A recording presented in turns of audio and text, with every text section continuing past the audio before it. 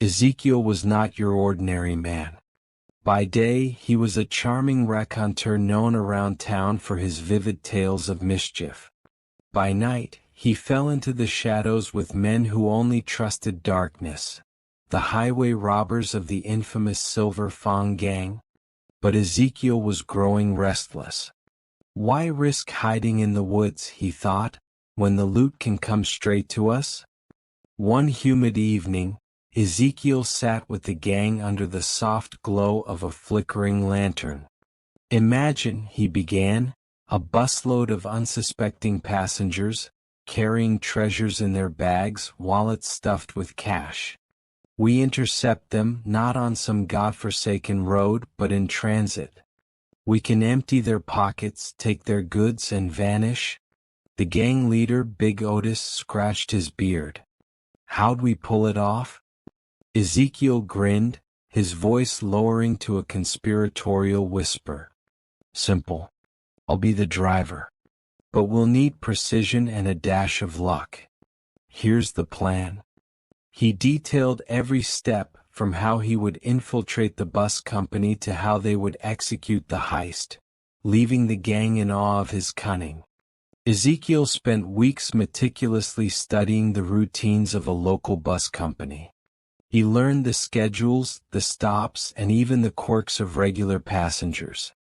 To pull off his audacious plan, he forged credentials so flawless they could fool even the most vigilant eye.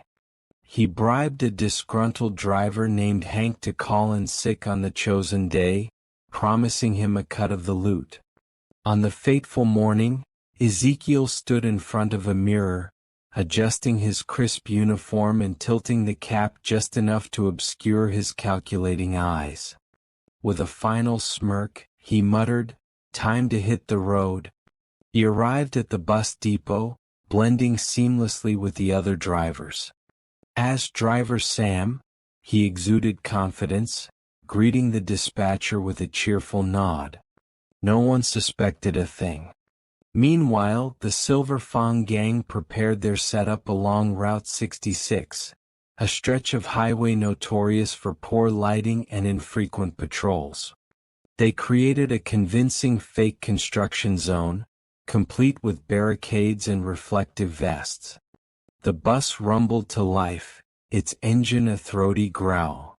Ezekiel expertly maneuvered it into position, watching as passengers began to board. A businessman in a tailored suit fiddled with his gold watch, exuding wealth. A college student clutched a backpack brimming with electronics, her headphones blaring. An elderly grandmother carried a basket that emitted the faint clink of jewelry. Ezekiel greeted each passenger with a practiced smile, hiding his wolfish intent behind a mask of charm. Next stop, wealth redistribution, he muttered under his breath, his hands gripping the wheel with anticipation. As the last passenger settled in, he announced the route with mock professionalism, masking the thrill coursing through his veins. The journey was smooth until the bus approached the fake construction site. Ezekiel furrowed his brow, feigning concern. "Looks like a delay, folks. I'll check with the crew." He stepped out, giving a covert signal to the gang hidden in the shadows. Moments later, chaos erupted as masked men boarded the bus, their weapons gleaming in the dim light. "Nobody move.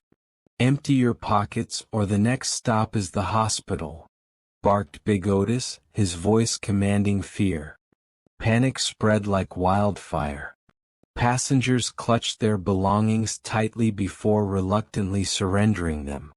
One robber methodically stuffed valuables into a burlap sack, his movements efficient and practiced. Another kept a sharp eye on the crowd, his menacing gaze daring anyone to resist. Ezekiel stood by the door, ensuring no one tried to escape. Unbeknownst to the robbers, among the passengers was Detective Clara Rhodes, off-duty and blending seamlessly with the crowd. While others cowered in fear, Clara remained calm, her sharp eyes assessing the situation. As a robber passed her, she discreetly slipped a GPS tracker into the sack of stolen goods, her heart racing but her expression calm. They won't get far, Clara thought, her fingers subtly texting her precinct for backup. She knew time was of the essence and that her colleagues would respond swiftly. With the bus emptied of valuables, Ezekiel drove a short distance to a secluded rest stop, where the gang offloaded their loot and piled into a waiting van. "Pleasure doing business with you folks," Ezekiel called out mockingly before speeding away. Inside the van, the atmosphere was electric with the thrill of success. Big Otis rifled through the loot, chuckling. "We're gonna be rich." But their celebration was short-lived. Within minutes, flashing blue and red lights appeared in their review mirror, the distant wail of sirens growing louder. The gang's van swerved wildly, its tires screeching as it tried to lose the pursuing patrol cars. "How'd they find us?" Big Otis roared, his face contorted with panic. Ezekiel's mind raced. "It's a setup. Someone on the bus must have tipped them off." Before he could finish, the van hit a spike strip deployed by the police. The tires exploded with deafening bangs, and the van skidded off the road, crashing into a ditch. Smoke billowed from the hood as the gang scrambled to regroup. Armed officers surrounded the van, their weapons trained on the gang. "Step out with your hands up," barked a commanding voice. Realizing escape was futile, the robbers surrendered, their heads hung low. Ezekiel, ever the opportunist, tried to make a run for it, but his foot caught on a loose root. He landed face first in the mud, his uniform now a pitiful mess. "Looks like you've reached your final stop," Detective Clara said, her voice dripping with satisfaction as she cuffed him. The robbers were loaded into patrol cars, their dreams of easy riches reduced to ashes. The passengers were safely escorted back to town, their belongings mostly recovered thanks to Clara's quick thinking. The incident made headlines, dubbing the thwarted criminals the bungling bus bandits. The bus company faced public scrutiny for lax hiring practices, promising immediate reforms.